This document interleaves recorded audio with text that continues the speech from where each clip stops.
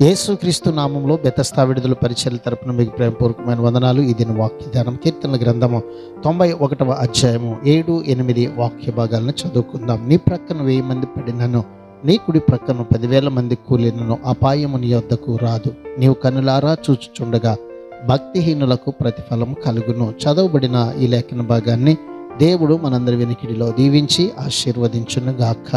మహోన్నతుని చాటున నివసించువాడు, ఆ సర్వశక్తిని నీడను విశ్రమించేవాడు నాశనం కావడం అసాధ్యం. అతడు జీవించి ఉండాలనే దేవుని సంకల్పం అయినంత కాలం అతడు మరణించలేడు. దేవుడు విశ్వాస మేలు కోసం నిర్ణయించిన తప్ప మరేది అతనిని తాకదు.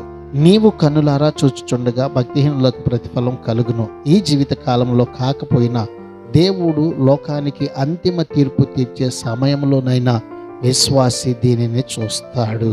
ప్రార్థన.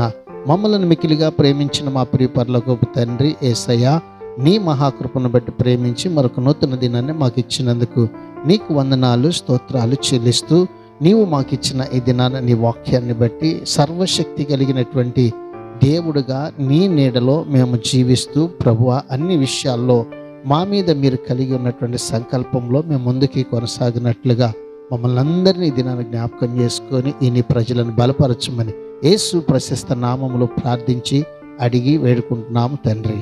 ఆమెన్.